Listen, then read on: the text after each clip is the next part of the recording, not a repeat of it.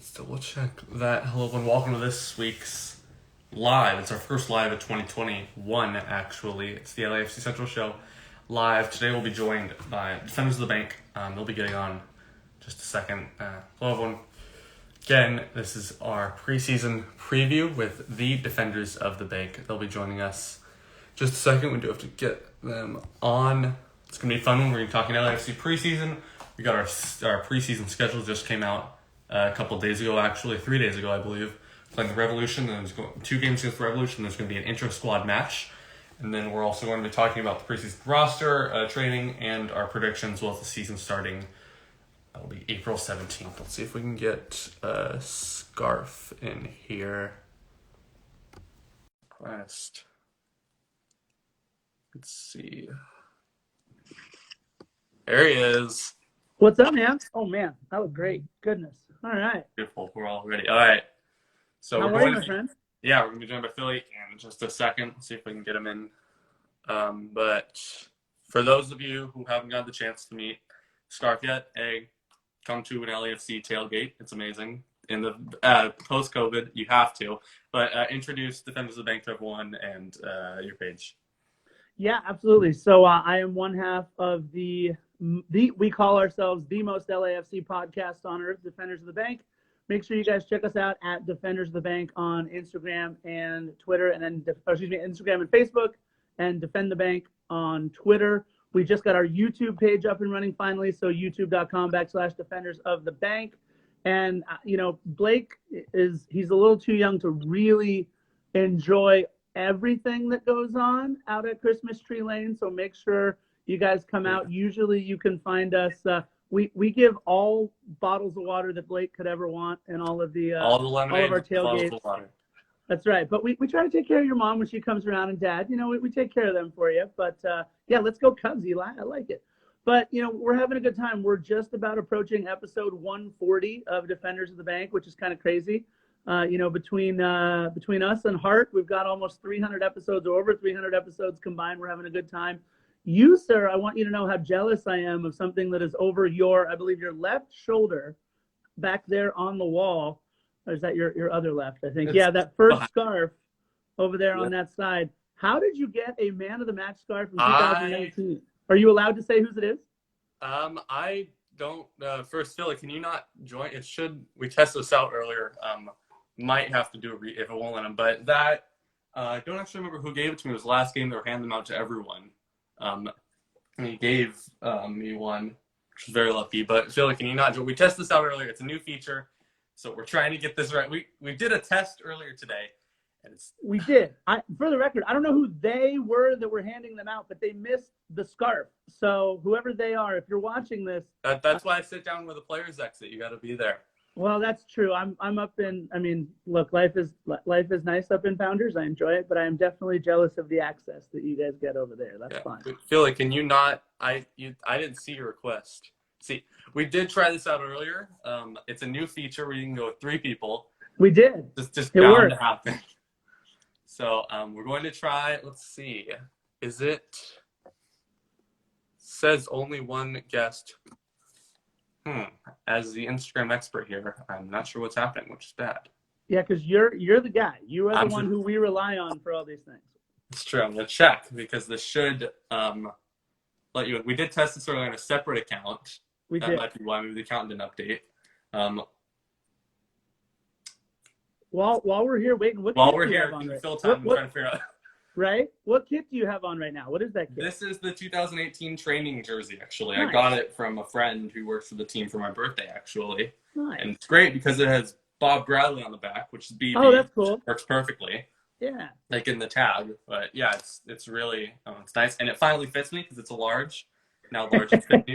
It's great. But you seen the new training gear, the pink stuff? What's your opinion on that? Yeah, I mean, look, we did a fun little photo shoot when the jacket and the pants and all that came out. I haven't picked up the kit yet, but we have Schmitty McMittens who's also here, so that might you can ask Schmitty to join if that works. We can see if that happens. Well, maybe is it this account? It might be. This is We tested this out earlier. We did. It worked on your test account. It worked Yeah. on your test account. Let's see. Well, we can always split it up if you Yeah, want we to can go always half split. with me, and We'll make it work. I think we figured out it's not Philly's issue, which is one of the few times we can say it that. might be this account. I think it might have been like random account updates. So Okay. We're gonna make this work. Don't worry. Absolutely. Still gonna do this. We might have to do a little bit of switching in between. We're gonna make this work. So let's get started. This is our preseason preview. We'll figure out how that's gonna work. Sure. This is our preseason preview. So you guys did your introduction. For those of you who don't follow us at Defenders of the Bank, plus Philly, who we'll be switching with, and of course the scarf. So we got our preseason schedule. Let's start on that. We got 2 games against the Revolution and an intra-squad match. First, for those of you who don't know, an intra-squad match is basically LAFC versus LAFC. They'll be dividing that up, and then 2 games against the Revolution. That'll be, I believe, on April 3rd and April 10th. Yep. They had a fun run last year in the playoffs. They won a few crazy games. But what's your take on them? How do you think LAFC goes up against them? I think it's a brilliant strategy by LAFC early on to, first of all, anytime you get Bruce Arena in the building and you get Bob versus Bruce, I think those are the 2 most decorated coaches other than Seattle's guy there, Schmetzer. But for my money, I would take either Bob or Bruce. If you're picking a team and you need a coach, those are my first 2 options. And I think it's great that those 2 guys will get together because they also manage their roster so well in preseason. I think combined, they've done this now for like 60 MLS seasons or something ridiculous like that. So you've got that going for them. And honestly, Gustavo Bo, Carlos Hill, those guys are fantastic. Tayon Buchanan really came out last year and played well for the Revolution. I think it's going to be a lot of fun. And I love watching their keeper. I think they've got one of the better keepers in all the league right now. He made Matt Turner, the national team actually. He got penalty save-in. So yeah, he's been great to watch. Yeah. So yeah, Matt Turner, I think, right, is his name. I think he's a lot of fun to watch. So it's going to be fun. It's again though, I think it's 2 veteran coaches that are looking to manage their rosters going into the season. We've said this on our podcast though several times. I personally think LAFC is the deepest team in MLS by far. I think that if you took our second at every position, I think we beat FC Cincinnati every single time we play them, and I think we beat most other bottom feeder teams. We might even challenge for a playoff spot. That's how good and deep I think we are. And I think we're going to get to see a lot of people play a lot of different positions as well. So yeah, it's definitely that's what I love about preseason. I did get a few questions. No, the games usually aren't streamed to the public. We know that the inter-squad match will be also no press. It'll be a private game, which I assume you guys will go by the stadium and get a camera up to record it like you guys did. Oh, yeah. We'll be around. Awesome. I'll be watching that then. Make sure to follow it for that. But then the 2 Revolution games, Media's TBD, will both be trying to get credentials, of course. Let's see if we can switch it, or maybe we can get Philly's take on this. So this is just, let's try this.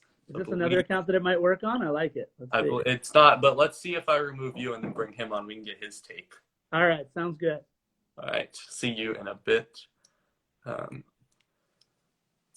see if we can get Striking Fury in here. Let's work this. Philly, send another request.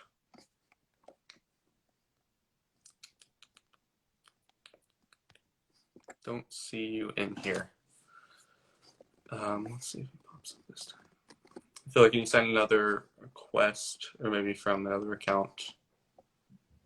I don't see you popping up. There he is. Send request. There we go. Let's get. Yeah, let's get Defenders of the Bank here. Let's see if this works.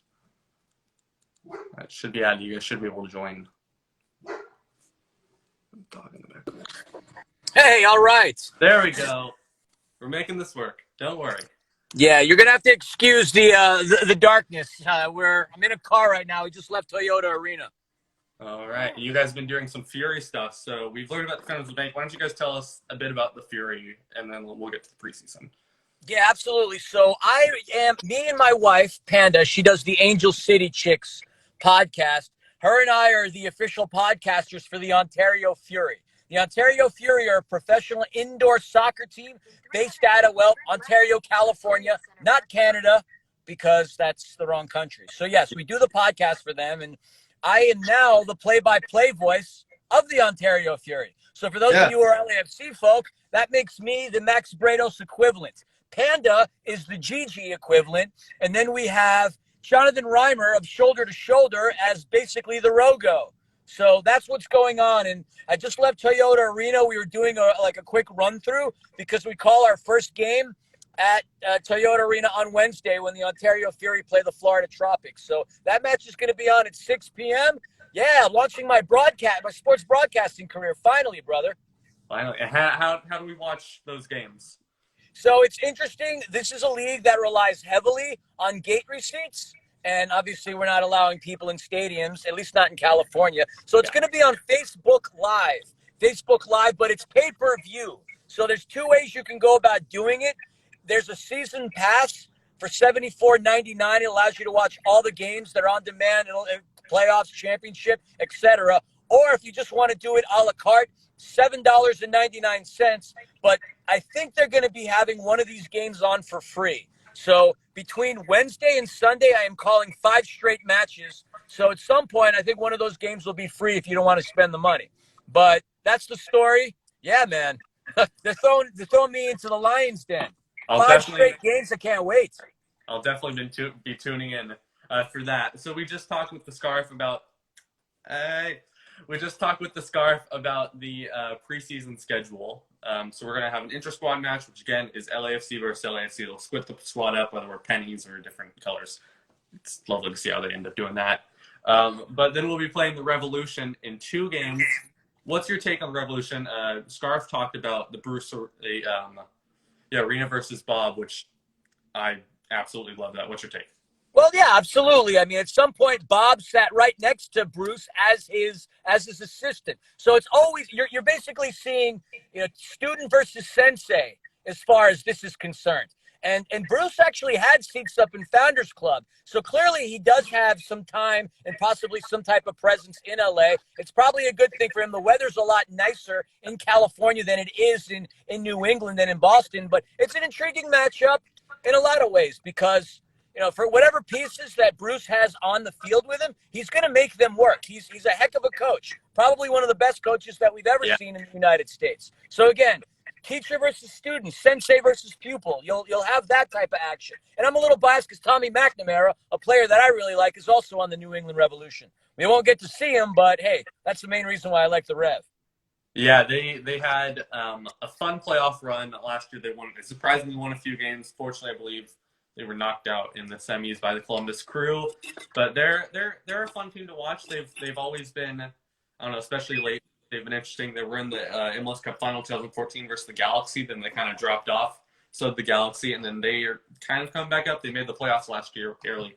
They beat the Revolution in the wild card game. Yep. Where do you see them compared to LAFC right now coming into this season? I mean, it's a rebuilding phase for them still. Like they have the coach in place. They have certain key pieces on that team that can make some up, but I don't think they're fully equipped to go out there and really contend for titles. Are we going to say they're playoff bound? Yeah, probably. They snuck into the playoffs last time. They still have they're retaining a lot of those players again. So unless some of their boys get hurt, there's no reason why they couldn't repeat that feat. But you have the Eastern Conference now that's going to be strong. Columbus continues to get better. They just picked up a player from the Romanian national team who's really good. I mean, they're mid-tier, I'd say, as far as that conference is concerned. I wouldn't even put them in the same conversation as an LAFC. Yeah, it's going to be a fun one. I mean, the coaching thing is huge between Bob and Bruce, but then the teams as well. And we haven't seen the schedule yet. There was actually talk about this earlier. Bob also hasn't seen a full schedule yet because they don't know whether they're going to be doing coast-to-coast games or just regional like they did for the rest of last year after COVID. If they end up doing regional games, do you think playing the Revolution is a good challenge for LAFC compared to playing a regional team? I mean, that's definitely going to be somebody who they aren't going to face. I mean, here's the deal. If they're playing the Revolution, I maybe they'll end up playing more teams from the other coasts. But if not, at the end of the day, what we'll end up seeing, though, is the young guys get some burn. We'll get some of the draft picks that are going to go out there and get a lot of burn. Are we going to see a competitive match? We're not going to see Carlos Vela featuring much in those games. We're not going to see Diego Rossi is going to be on international duty. Maybe Edward Atuesta. Unless these guys focus on their international stuff, you're going to get Cece's going to get some burn. We're going to see Danny Trejo getting some burn. We're going to see players like that. So as far as an ultra competitive match, probably not. But it's good to just see who those pieces are going to be falling into place. And what I will say about the draft picks, other than that first season when we picked up Tristan and Joao, this is the first time I've really seen the club push their draft picks. So Danny Trejo, all the love he's getting, we never saw that last season with any of those guys. Thought maybe a guy like Jack Hallahan might have stuck. That didn't happen. We didn't see that the year before. So, we did see Javi Perez on the team, but this is interesting. So I think there's going to be a lot to be said about some of these draft picks that LAFC had, in particular Danny. So that'll be cool to see featuring those games. Yeah, that's one of the reasons why I love preseason. You get to see all these players that you wouldn't, get to see play otherwise. We saw our preseason roster come out. We can move on to that. It's, relatively normal. We do have all the draft picks around there, but they don't have numbers yet, and they have asterisks. They haven't been signed yet. Do you see, you were talking about Danny Trejo, do you think any of the draft picks are going to get signed? We've seen them pushing a lot compared to the past couple of years. They pushed the heck out of Danny. Yeah. And during the press conference, the Zoom call today, didn't Bob talk about Danny a little bit? That he's I read a bit that he was talking about Danny. Yeah, exactly. So, that's who I think we're really going to see a lot of. I'm really curious about Cece though. That's a player I would like to see. And it's unfortunate that we're not going to be able to go into these into the matches to see them. Not even press. Last year, we got to go into the arena for some of these preseason games. But yeah, I would say Danny could probably stick. Maybe Cece could stick. But that's all I think that has a possibility at this point. Yeah, and we saw the full preseason schedule, which was everything you would expect. All the guys, all the new people that have also been brought in over the offseason. They're, some great, we got Corey Baird coming in, Raheem Edwards, Marco Farfan from the Timbers, Kim Woon Hwan, who was a huge signing over the offseason. I have really high hopes for him, and he fits in really well. Let's touch on him for a bit. How excited you to have, finally a Korean player in the LAFC? It was bound to happen.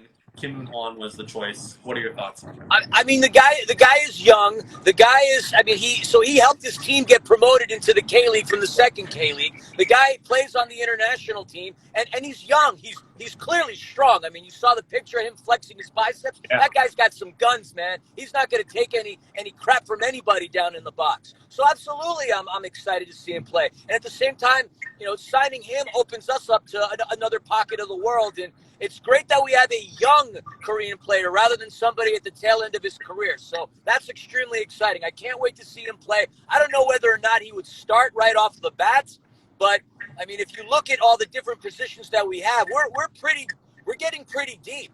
And to have a kid like him come off the bench, it's quite exciting. If that's for the time being. I don't imagine he wouldn't start maybe around mid-season. Yeah, that'll be interesting to see with him and Blackman. I'm going to bring Scarf back on now. It was great chatting with you. Maybe we'll get you back on a bit. We're going to do the same thing with Scarf. Go Fury. And Go Fury. Yeah. No doubt, man. All right, let's see if we can get Scarf back in here. Again, I told you guys we're going to make this work.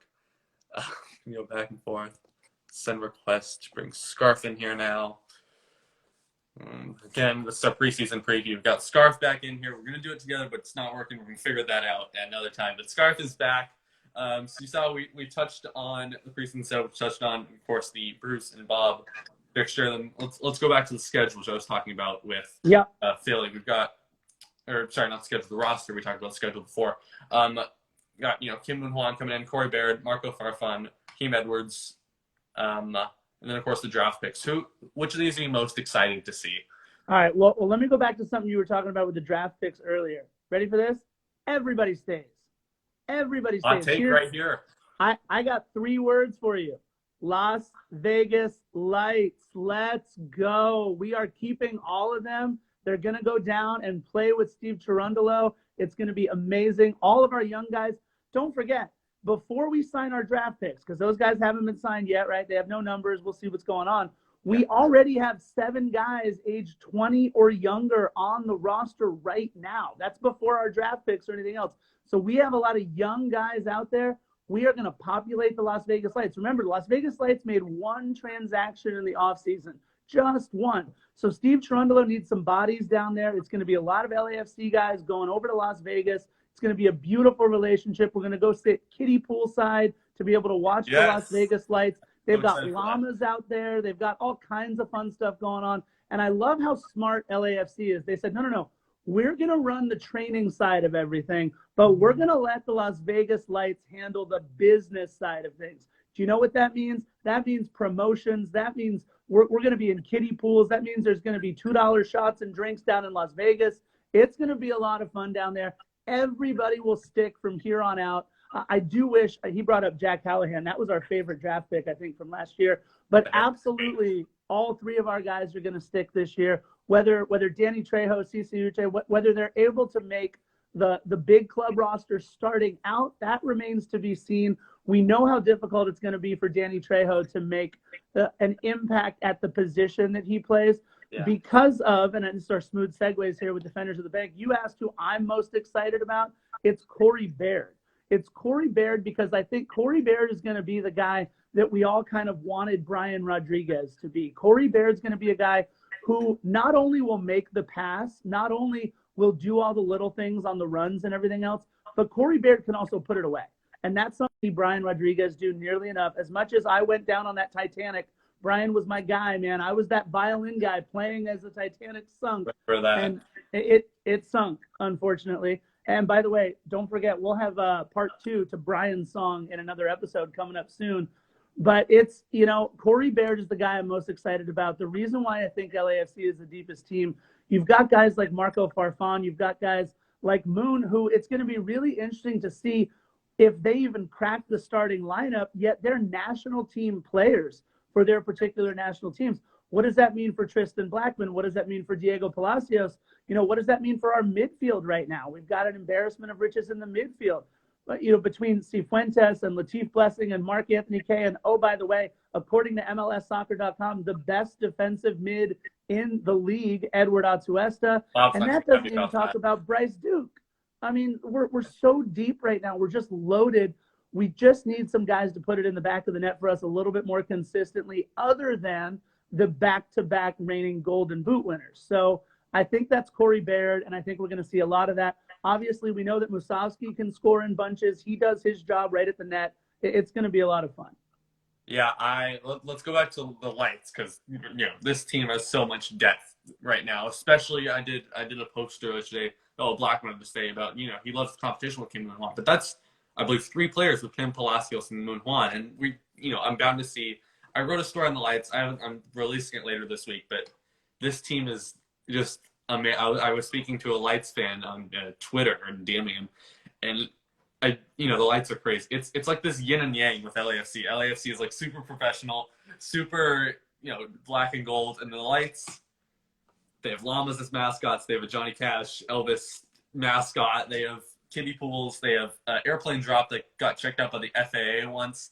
Yep. It's such an interesting team. How if this becomes official, which there seems to be a lot of reporting, especially with Cherundolo, the club has been, they're not the best team. They have crazy promotions, but I've heard that the club needs the help. How do you think LAFC is going to use the Lights, especially with the depth they have? Exactly what I said. I think that rather than having a Bryce Duke or a Mohamed Traore or Eric, we haven't even talked about Eric Duenas, Tony Leone, and Christian Torres. Rather than having those guys just train with the team and then sit on the bench or not even make the 18, they're going to take the couple-hour car ride or the hour flight, and they're going to go play in Las Vegas Lights games to get meaningful competitive experience while they're still training with the big club with LAFC. And we've already seen, look, Duenas came in, and though he only played a handful of minutes, looked real solid in doing so. I can't tell you how proud I am of Christian Torres in the season that he had last year, the game-tying goal against Portland. But also, I mean, look, that's when we knew that was the end for Brian Rodriguez, right? When Christian Torres is getting minutes over B-Rod there at the end. It's one of those things that I just feel now LAFC has that second team to be able to get, absolutely, Jonathan, you can play video poker from the kiddie pool while wagering on the Las Vegas Lights match and listening to Defenders of the Bank podcast. You can do all of those Las things. Vegas thing ever. It's incredible. And I love you made the analogy. You're absolutely correct. I view the Las Vegas Lights LAFC partnership like a mullet. Business in the front, party in the back, my friends. And that's what we've got going on with Las Vegas Lights and LAFC. It is a match made in black and gold heaven. It's going to be very interesting. And you brought up another very interesting point. They're still going to be training in Los Angeles. They did split where, the Lights are going to do the kiddie pools and everything, while LAFC is going to be running all this stuff while they make the ride. I think that's going to be huge, especially with players easily transitioning between both the clubs. How do you think, that's going to make it better compared to they're moving to Las Vegas to train? I think it's brilliant, right? It's LAFC telling you that they control the pipeline, right? We saw that great partnership between Real SoCal and LAFC now. So you've got kids starting as early as 4, 5, 6 years old, coming all the way up through the academy and then going to the USL squad and then going to LAFC. The pipeline is now complete, right? So we've got something, if you're a 6-year-old and you want to play for LAFC, well, we've got the best way for you to get there now. And I think that's exactly what LAFC was trying to put out there is exactly what they've done now. They are controlling the Las Vegas Lights, assuming all of this happens. They are controlling the Las Vegas Lights so that there is that clear path to playing time because it involves training with the big club, right? That's the most important thing. You're training under Bob Bradley. You're training under Ante Razov. You're training under Mike Sorber, and Will Kuntz and John Thorrington are getting looks at you. It's all under the magnifying glass of LAFC, not just Las Vegas Lights. Yeah. All right. Let's get Philly back in here to finish it off. Talk a bit about the Lights, and we'll have a bit of a fast question round as a race to the finish. Thank you, the Scarf, for joining us. I told you guys we'd make this work. Anytime, brother. Yeah. All right. Let's get the see if I can get Philly back in here. I haven't seen him. Armando, when you say new sponsor, you're talking about Ford. I'm going to assume that's already been a sponsor. That's just something that they do. We don't know about a jersey sponsor yet. We've ran stories saying that YouTube TV is gone. I'm almost positive that it is. I don't have confirmation on that, but I'm almost positive that it is. We don't know anything about a new sponsor yet, but Ford is. Let's see if we can get them in here. Defenders of the Bank. Ford has been a partner of LAFC. See if I can get Philly in here. Should we go to the Lights? There he is. Hey. All right, so we did touch on the Lights. This mullet, as Scarf pointed out. What are your thoughts on the Lights and LAFC's rumored partnership and how it works? I'm psyched for a lot of the reasons that Scarf mentioned. We have a relationship. We've had a relationship with them. We've sent Fito there. We sent Dayon there. We've had a relationship. We've been floozies when it comes to USL relationships. We haven't been able to stick to one. We thought first it was Orange County. Didn't happen. Then it was the Las Vegas Lights. Then it was Phoenix Rising. Then it was FC Tucson. But if you ask me, in terms of marketing and cachet and brand name, it's Vegas, baby. It's Vegas. They can have such a cool thing going on, and for the reasons that Scarf mentioned, I'm not gonna continue to go down that path. But yeah, I'm excited for $2 shots and llamas. The LAFC players that don't get much playing time are going to have a lot of fun in that desert sun in Las Vegas. And they're only going to get better. So that way, when an injury happens or international duties occur, these boys will be ready because they've actually been playing. And all they're going to have to do is hop a quick 55-minute flight to LA and boom, they're ready to go. I like it. One thing I did want to mention about the Lights, though, Jonathan was talking about the cash drop. Eric Winalda was the one in charge of doing all those cash drops. And we know what happened to Eric Winalda. The Lights fired him. So I don't foresee any cash drops occurring in the future. Well, that makes me sad. We'll still have kiddie pools, though, hopefully, which is great. And I think llamas, Blake. Llamas. Llamas and kiddie pools and everything. Maybe we'll get some key horses. I don't know. But, the partnership, we talked a bit about this, having the Lights train in Los Angeles and going out to Las Vegas while Las Vegas controls all the marketing and that stuff. How do you think, that works with them easily being able to transition between LAFC and the Lights? I think it's going to be easy peasy. I think with the boys that are coming in and training with the likes of a Carlos Vela and a Diego Rossi, again, that's only going to make them far more competitive going back to Las Vegas. And look at it this way: when you go from the pros to the minors, most people look at it as a demotion. But if you're going from LA to Las Vegas, I don't view that as such a bad thing.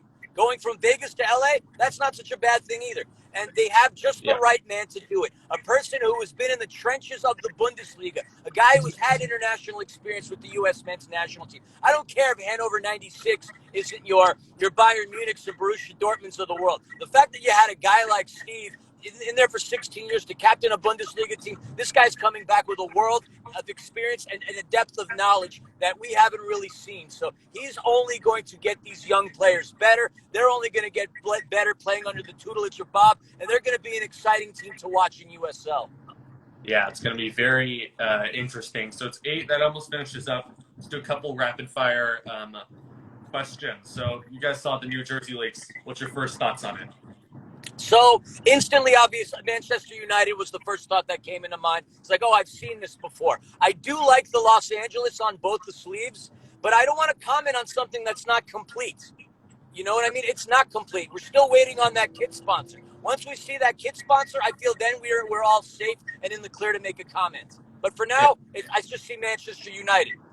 That's true. That immediately reminds me of Man United. Hopefully we get a new sponsor in before the season. Again, we don't have YouTube TV confirmation, but we're almost sure. Thank you so much for joining me today. It's been a great talking to both of you. And the scarf, any final words from you guys? Or where can everyone find you? So you can find us on Instagram at Defenders of the Bank and Facebook, and at Defend the Bank on the Twitter.